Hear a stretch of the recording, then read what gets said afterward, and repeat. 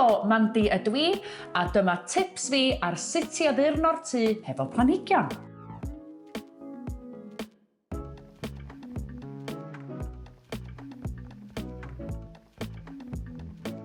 Dwi wrth fy modd hefo planhigion o gwmpas y tŷ. Maen nhw'n ychwanegu pop o liw, a hefyd maen nhw'n dod mewn siapa diddorol. Mae hwn yn pigog, cylchoedd yn fan hyn, a wedyn mae hwn yn edrych fel pili pala. Mae planhigion yn ffordd rhad o addurno'r tŷ.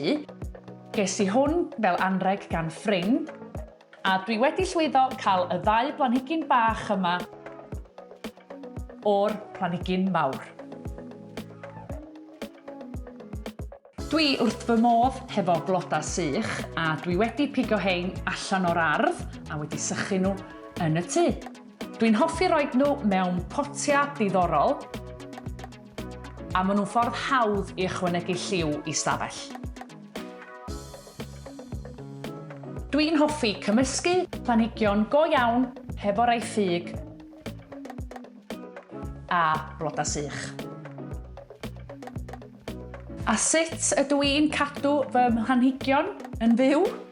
Dwi wedi dysgu cadw y planhigion go iawn wrth ymyl y tap, neu mewn lle isel hawdd i'w cyrraedd, a dwi'n cadw y rhai ffug mewn llefydd uchel sydd yn anodd i'w cyrraedd, am bod nhw ddim angen dŵr.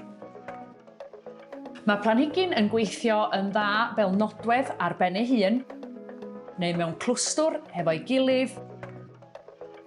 Felly peidiwch o bod ofn symud nhw o gwmpas y tŷ a trio pethau gwahanol i weld beth sy'n gweithio ora yn eich tŷ chi.